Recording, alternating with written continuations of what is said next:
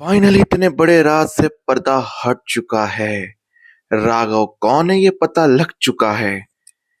चलो, कहानी में दो ट्विस्ट है। ख्याति की बैंड बजने वाली एपिसोड के एंड में, क्योंकि राही जो है एक अनजान लड़के को घर पे लेके आने वाली मोहित नाम का लड़का, जो खुद ख्याति का ही बेटा है। क्योंकि राही प्रेम के लिए पुकार लगा रही थी भगवान श्रीनाथ के आगे चरणों में कि मेरा बेटा मुझे मिल जाए। भगवान ने वो अर्जी अस्वीकार करके अर्जी को उड़ा दिया, क्योंकि प्रेम बेटा नहीं बनेगा तुम्हारा। तुम्हारा असली बेटा तुम्हारे घर पे आ चुका है, जाके देख लो पीछे। और जैसे वो चिट्ठी उठाती है और देखती है मोहित को, और हक्की बक्की हो जाती है। एपिसोड के एंड में वो बोलता है कि मैं को आना ही नहीं चाहिए था, सॉरी मैं घर पे आ गया, पर राही मुझे लेकर आई जबरदस्ती।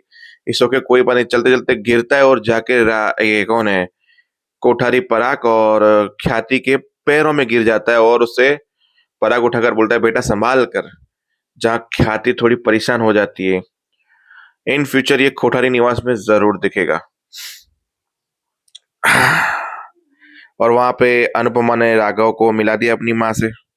जहाँ प्रेम के पास एक फोन आता है कि पुलिस को राही के अटैक के बारे में कातिल का पता लग चुका है। अब वो और कोई नहीं राघव हो तो अनुपमा क्या करेगी, अब पता है आपको। अब आते हैं राघव के कनेक्शन के ऊपर। सबसे बड़ी कोठारीस की सच्चाई जो अभी तक किसी को नहीं पता, यानी कि कोठारीस में सिर्फ वसुंधरा कोठारी के दो बेटे नहीं, एक बेटी भी है जो शायद इस दुनिया में है या नहीं है, उसका पता हमें लगाना होगा खुफिया तरीके से। और उसी का पति जो है वो राघव है।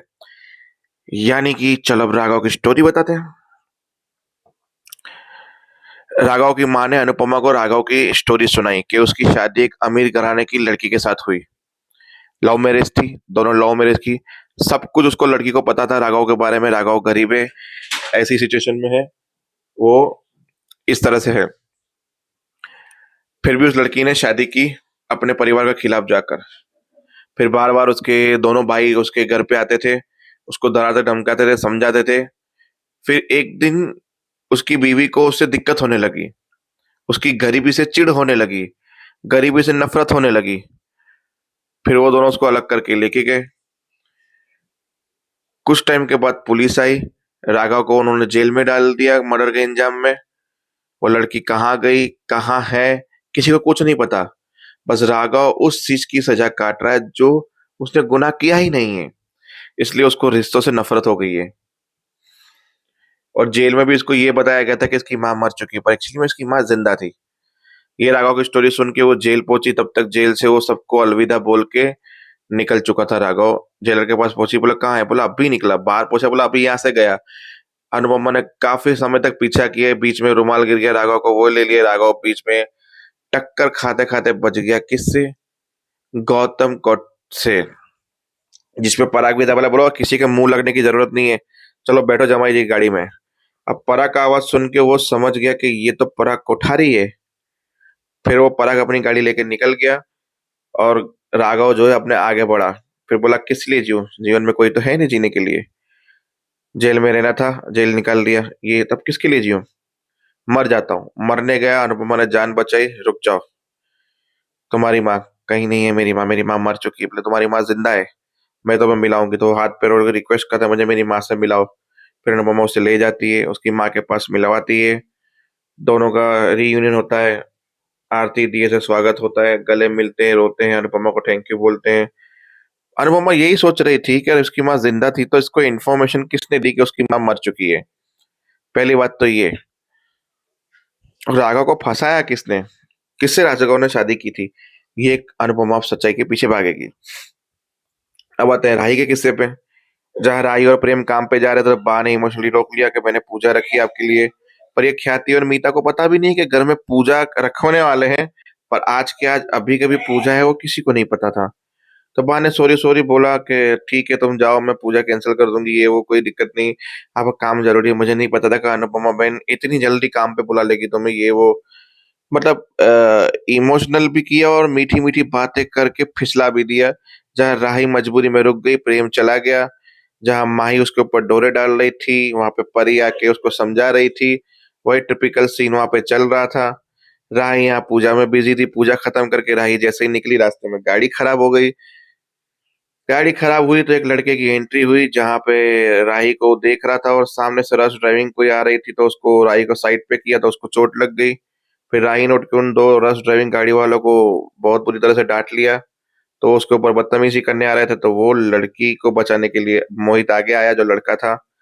फिर मोहित ने फाइट की, तो मोहित को ही फिर बहुत गुस्से पड़े, और जब राही फंस गई थी गाड़ी के चक्कर में, तो उसने प्रेम को ऑलरेडी मैसेज कर दिया था कि इस लोकेशन में मुझे लेने आ जाओ। तो जैसे ही राही बचाने गई मोहित को, तो राही को धक्का पड़ा, प्रेम ने बचाया। फिर प्रेम ने और मोहित ने मिलके सबको पीटा।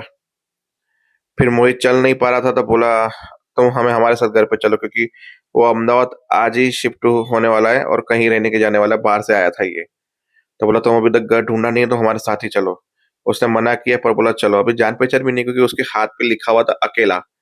अब अकेला क्यों लिखा हुआ था, उसके पीछे मैंने रीजन आपको बताया, ख्याति। उसने अपना नाम मोहित बताया, हाथ मिलाया, प्रेम ने हाथ मिलाया, बोला मैं कोठारी हूँ, चलो तुम कोठारी निवास।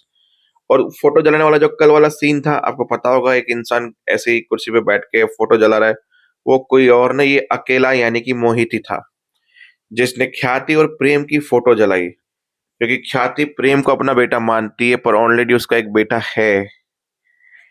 अब ये चीज तो पराग ने भी छुपाई है, या हो सकता है कि ख्याति ने ही छुपाई हो।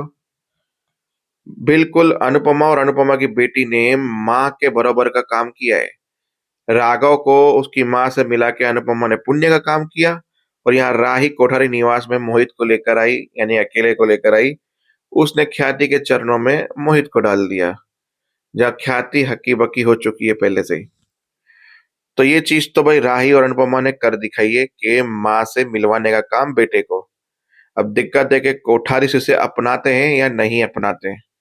प्रेम की जगह लेगा या राही के दिल में जगह बनाएगा, या घर के अंदर एक नया युद्ध शुरू होगा कोठारी निवास में। बैक टू बैक नई नई एंट्रियां।